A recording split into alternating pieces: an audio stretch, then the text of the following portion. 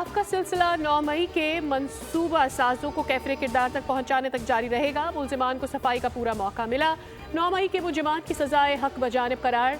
DG ISPR नाक़दीन को आईना दिखा गए। कहा पुरतशद्दुद वाक़ियात का जिम्मेदार अफवाज को करार दिया गया। अब सजाओं पर तनकीद की जा रही है। लेफ्टिनेंट जनरल अहमद शरीफ ने मिलिट्री कोर्ट से मुतालिक प्रोपेगेंडा मुस्तरद कर दिया।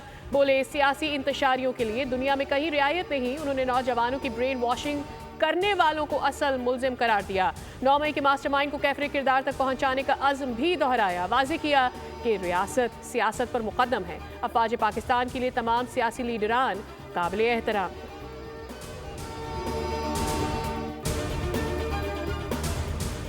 कोई सुपर पावर है तो मौला भी सुपर पावर है। ये हमारा कुछ नहीं बिगाड़ सकते। मैं सबको देख लूंगा।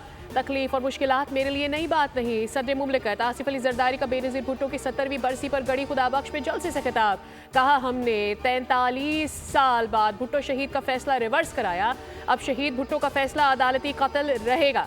दूसरी बार सदर हूँ तो पीपल्स पार्टी की ताकत है। मुश्किल हालात से पाकिस्तान को निकालेंगे।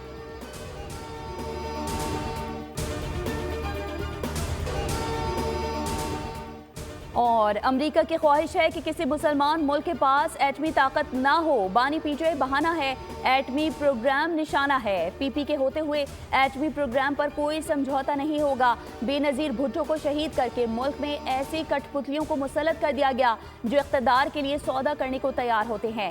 चेयरमैन PP बिलावल भुट्टो जरदारी का जलसे से खिताब। कहा बैरूनी सतह पर पाकिस्तान के लिए बहुत से इम्तिहान आने वाले हैं। किसी एक सियासी जमात के पास मसाइल हल करने का मैंडेट नहीं। मसाइल के हल के लिए सियासी जमातों को मिलकर काम करना होगा। हम सिलेक्टेड हैं, ना ही फॉर्म 47 वाले। हुकूमत साजी के वक्त हमें किसी कुर्सी या वजारत का शौक नहीं था।